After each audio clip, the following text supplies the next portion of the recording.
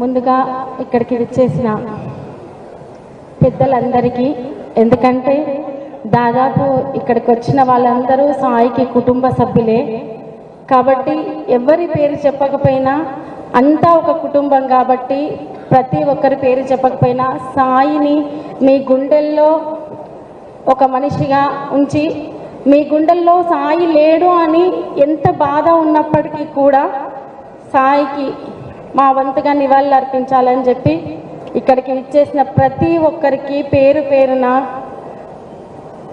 సాయి చంద్ తరపున ఉద్యమాభివందనాలు.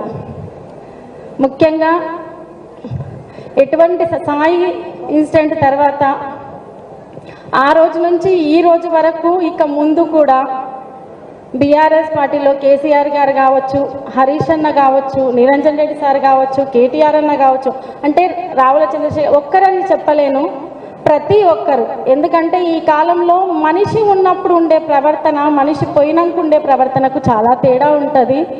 కానీ బంధువులు, కుటుంబ సభ్యులు, బాగా తెలిసిన వాళ్ళే మనిషి దూరం అయినాక వింతగా ప్రవర్తించే సొసైటీలో మనం ఉన్నాం.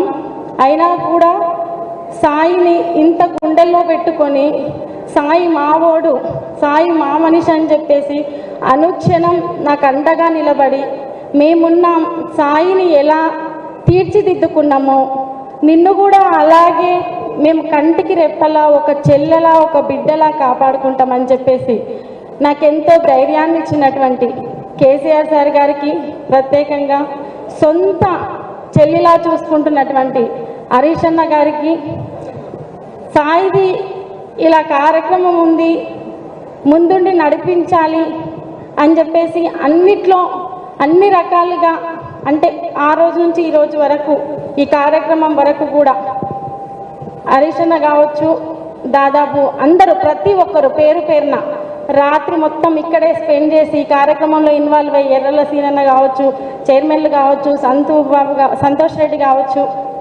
పేర్లు ఎవరైనా చెప్పకపోయి ఉండొచ్చు, కానీ ప్రతి ఒక్కరూ నా కుటుంబ సభ్యులుగానే నేను భావిస్తున్నాను. ముఖ్యంగా సభ చూస్తే నాకు సాయి గుర్తుకొస్తాడు, మైకు చూస్తే సాయి గుర్తుకొస్తాడు, పాట చూస్తే సాయి గుర్తుకొస్తాడు, తెలంగాణ పిలుపు వింటే సాయి గుర్తుకొస్తాడు, బీఆర్ఎస్ పార్టీ అంటే సాయి గుర్తుకొస్తాడు. సాయిని, తెలంగాణని, సాయిని, కేసీఆర్ గారిని, సాయిని, హరీష్ అన్నని, సాయిని, బీఆర్ఎస్ పార్టీ కుటుంబాన్ని, సాయిని, తెలంగాణ సమాజాన్ని నేను ఈ రోజు వరకు వేరు చేసి చూడలేదు. వాళ్ళు సాయిని, నన్ను ఏ రోజు వేరుగా చూడలేదు. ఇటువంటి సభల, వందల సభల మీద సాయి మాట్లాడి పాడిన అనేక వేదికలు విన్నా, చాలా మౌనంగా కింద కూర్చొని విన్నా. కానీ సాయి ఎన్నో సభలు పంచుకున్నాడు ఉద్యమ సందర్భం నుంచి. కానీ సాయి కోసం ఒక సభ జరుగుతుంది, అది ఇటువంటి సభ అవుతుంది అని చెప్పేసి నేను జీవితంలో అనుకోలేదు. ఇటువంటి సభలు ఎవరికి జరగొద్దు అని కూడా నేను కోరుకుంటున్నాను. అది మాట్లాడాలంటే కొంచెం ఇబ్బందికరంగా ఉంది, మాట పెక్కలట్లేదు.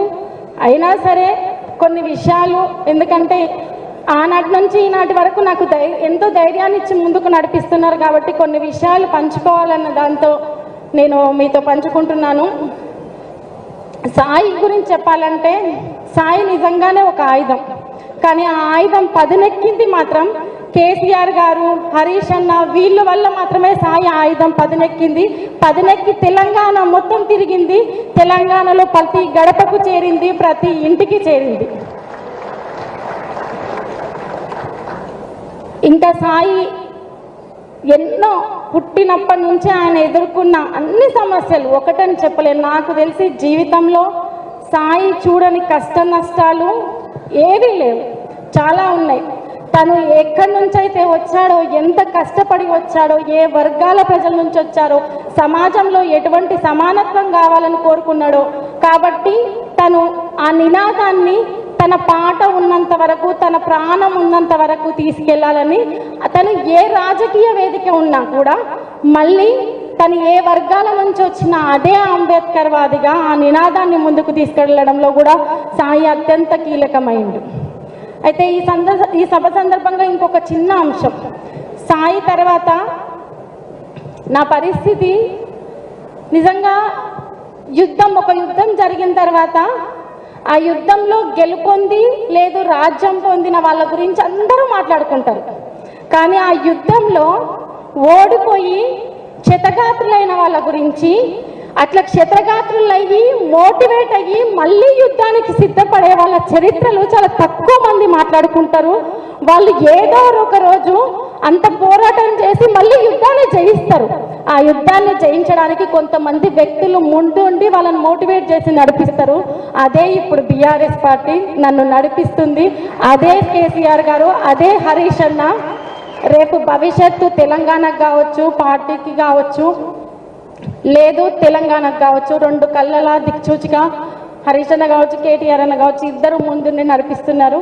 అంతేకాకుండా ఉద్యమకారులు, సామాజిక కార్యకర్తలు, అభ్యుదయవాదులు, అంబేద్కర్ వాదులు, ప్రజా సంఘాల వాళ్ళు, అలా అనేక మంది, ఒకరని చెప్పలేని కవులు, కళాకారులు, గాయకులు, ఎంతోమంది సాయిని అభిమానించి గుండెల్లో పెట్టుకున్న ప్రతి ఒక్కరికి పేరు పేరున, ముఖ్యంగా జర్నలిస్టు మిత్రులకి వాళ్ళు అందించిన సహకారం నేను ఎప్పటికీ మర్చిపోలేనిది. సాయితో పాటు కలిసి ప్రయాణించిన కళాకారులందరూ సాయి మీద అభిమానంతో ఎంతో సొంతంగా ఖర్చు పెట్టుకొని ఎన్నో పాటలు రాసి ఒక సంవత్సర కాలంగా సాయి లేడు అని ఏ రోజు అనిపించకుండా నన్ను ముందుకు నడిపిస్తున్న ప్రతి ఒక్కరికి, ఉమ్మడి పాలమూరు జిల్లా వాసులకి, యావత్ తెలంగాణ ప్రజలకు పేరు పేరున సాయికి నివాళులర్పించడానికి వచ్చిన మీ అందరికీ ఈ క్షణం నుంచి చివరి క్షణం వరకు సాయికి ఎలా సహకరించారో నాకు అంతే విధంగా అలాగే సహకరించాలని కోరుతూ, జై తెలంగాణ, జోహర్.